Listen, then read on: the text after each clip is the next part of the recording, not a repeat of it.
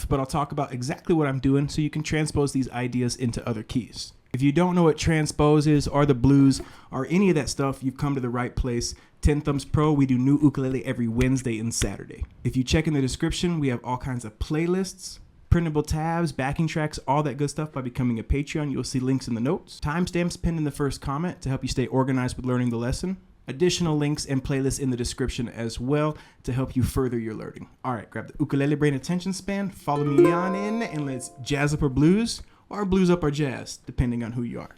So this is blues in F. Let's walk through a basic blues in F circle first. We're gonna need an F7 chord, middle finger on the 2nd fret of the G string, ring finger on the 3rd fret of the C, index finger, 1st fret of the E, pinky on the 3rd fret of the A. Now, if that's just all too tricky for you, you can also lift up that pinky and just play 2, 3, 1. I think you lose some of the personality of the chord a little bit doing that, but it is easier. The other chord you're going to need is a B flat 7, bar the 1st fret. Get your ring finger on the 2nd fret of the C string. This is actually maybe the hardest bar chord because the closer you are to the nut, the harder these things are. You can also take this F7 shape and move it way up here, and you have another B flat 7. 7th fret, 8th fret, 6th fret, 8th fret. And you know this is a B flat 7 because that's your root there.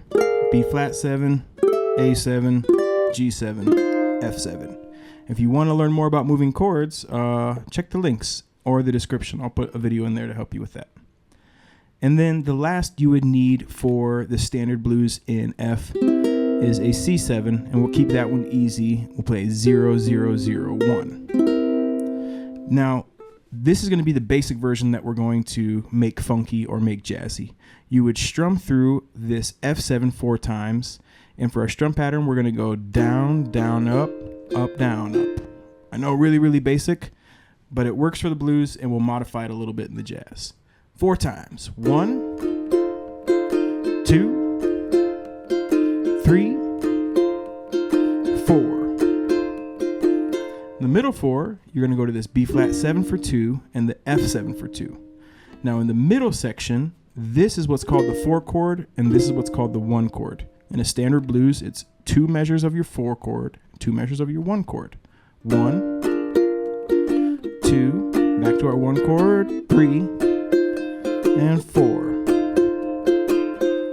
Now your turnaround is also where you have the most variance, but we'll get the closest thing to a standard version of that.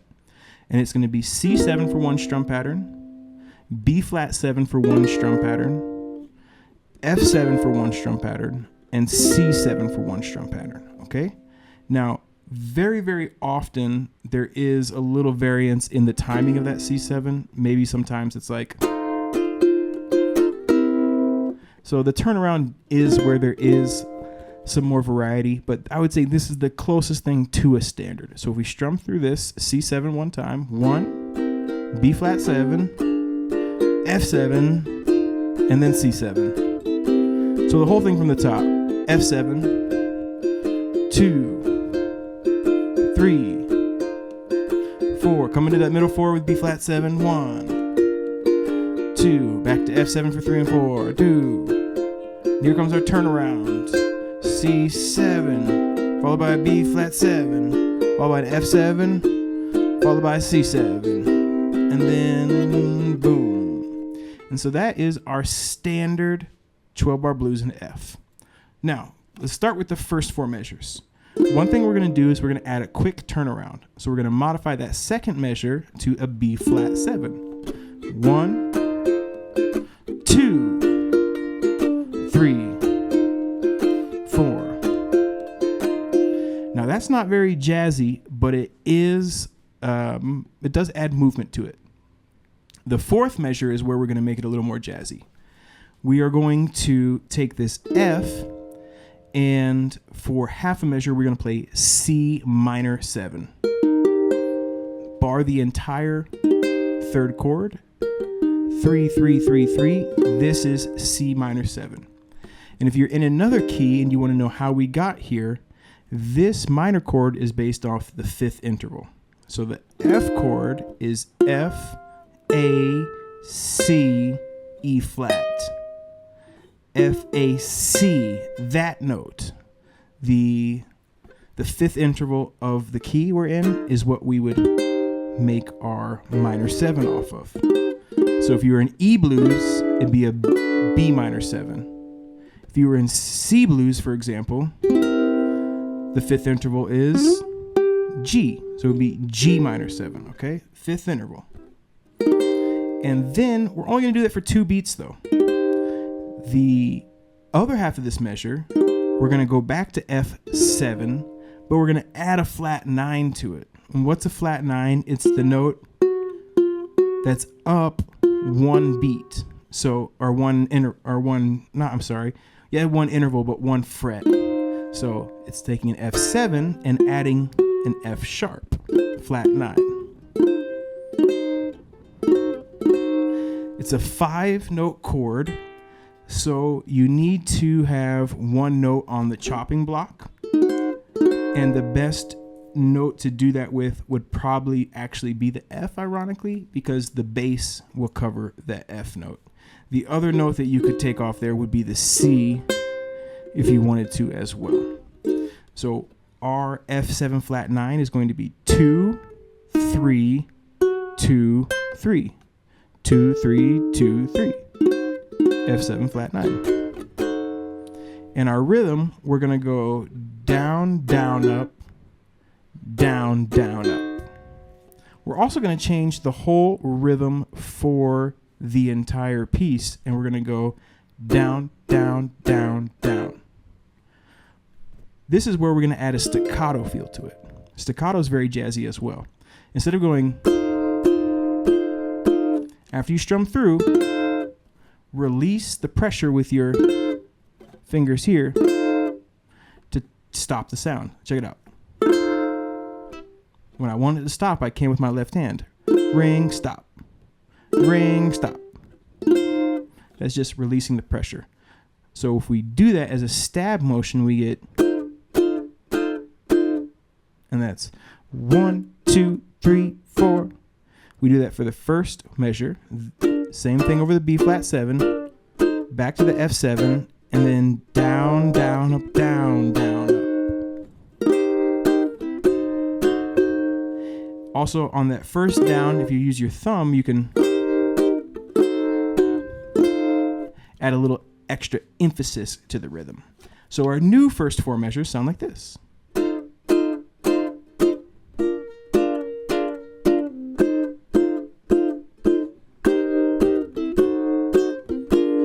Middle 4.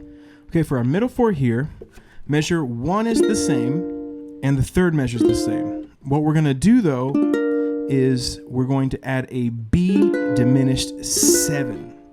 Now, this, if you're adding this, B flat, B is just taking this and moving a diminished 7 up a half a step from it, which is really cool because it's actually just taking 1 note and moving it up. Because here we have 1, 2, 1, 1, and then we're going to play 1, 2, 1, 2. So it's a subtle movement. See how nice that sounds? 1, 2, 1, 2. It's the same as our F7 flat 9, just everything down a step.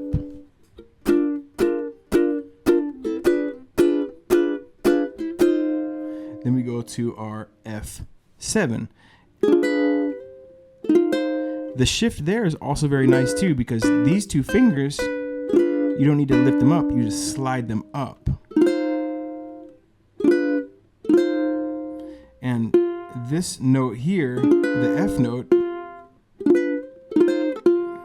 still gets played. So this transition from the B flat 7 to the B diminished 7 to the F7 sounds very, very lovely and very jazzy.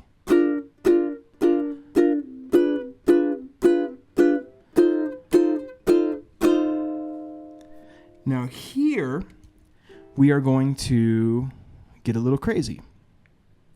We're going to add an A minor 7, and not just any minor chord though. It's going to be a minor 7 flat 5. So the A minor chord is A is your root, C is your flat third, and E is your 5. To make it an A minor 7, you have to add a G note. So you can play this way, or you can play all of them open. But a flat 5 needs to take that E note and move it down a fret. So our A minor 7 flat 5 looks like this. Very cool chord. 2, 3, 3, 3. And I play it, bar that 3rd fret, middle finger plays the 2nd fret of the G string. And then to a D7. Now this dominant chord is built off of the 6th interval of the key. 6th interval of F is, of course, D. Now you could just do a D7, which is nice, but we're going to do a D7 sharp 5. We're going to take that A note and augment it, move it up. So instead of being a D7, it's a D7 augmented.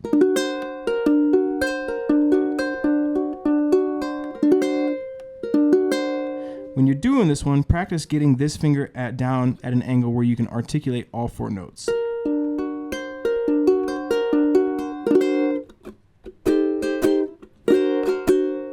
Very dissonant, but it goes nice into the G minor 7. So these 4 we would get.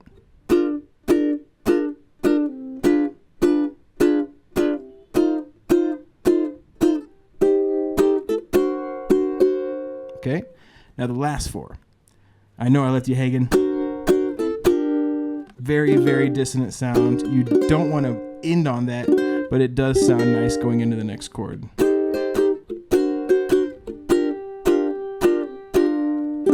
And what we've done here is, for the last 4, we've taken our C7 and we moved it a measure over. So instead of going C7, B flat 7, F7, C7, we've exchanged that and we put a G minor 7.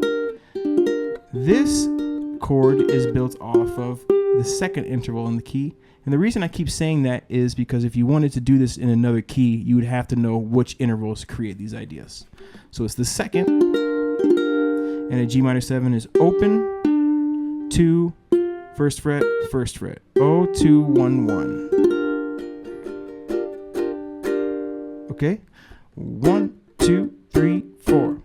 Then C7, but instead of doing this C7, we're going to play it here. Take your B flat 7, up 2 frets, bar the 3rd fret, middle finger on the 4th, because that gives us control to do that staccato sound. So we can go. And then our turnaround is going to be F7, down, down, up, regular D7, G minor 7, and then up here to the C7. And you can let that ring, or you can down, down, up, down, down, up, down, down, up, down, down, up. I like to go down, down, up, down, 4, boom.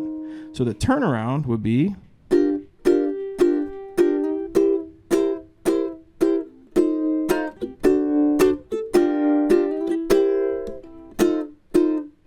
and you're back in the top. So let's play through the whole circle from the top, okay? 1, 2, 3, 4.